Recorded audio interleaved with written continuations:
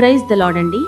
ఒక దైవభక్తి గల ధనవంతుడు చక్రాల కుర్చీలో వెళ్తూ ప్రమాదవశాత్తు కింద పడిపోయాడు.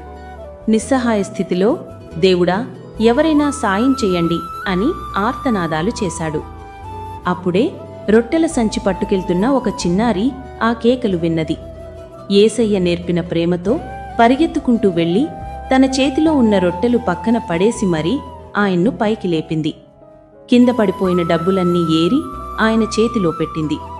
ఆ ధనవంతుడు కృతజ్ఞతతో నీళ్ళిస్తే ఆ పాప అవి తాగి కంగారులో రొట్టెలు అక్కడే మర్చిపోయి వెళ్ళిపోయింది. ఆ పాప ఇంటికి వెళ్లేసరికి ఆమె సవతి తల్లి కోపంతో రగిలిపోతూ బయటకు వచ్చింది. రొట్టెలు తేకుండా వట్టి చేతులతో వచ్చావా అని కనికరం లేకుండా ఆ బిడ్డను ఇంట్లోంచి గెంటేసి తలుపులు వేసేసింది.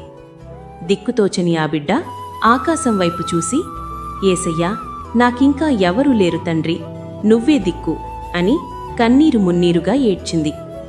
సరిగ్గా అప్పుడే ఆ ధనవంతుడు ఆ పాపను వెదుక్కుంటూ అక్కడికి వచ్చాడు.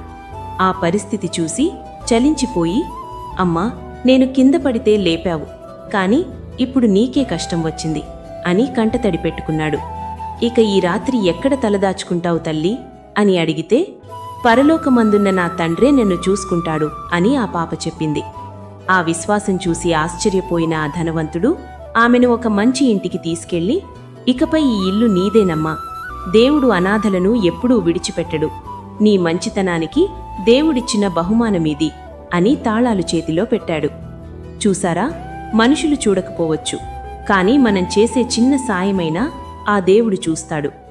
బైబిల్ సెలవిస్తున్నట్టు, రహస్యమందు చూచు నీ తండ్రి నీకు ప్రతిఫలమిచ్చును. మత్తయి 6:4. ఆమె చేసిన త్యాగం దేవుడు ఆమెకు ఒక ఇల్లునే బహుమానంగా ఇచ్చేలా చేసింది. ఈ వీడియో ద్వారా దేవుడు మీతో మాట్లాడితే దయచేసి ఒక లైక్ చేయండి. ఈ మాటలు మీకు ఆదరణగా అనిపిస్తే కింద ఆమేనని తప్పకుండా కామెంట్ చేయండి. దేవుడు మిమ్మల్ని దీవించునుగాక.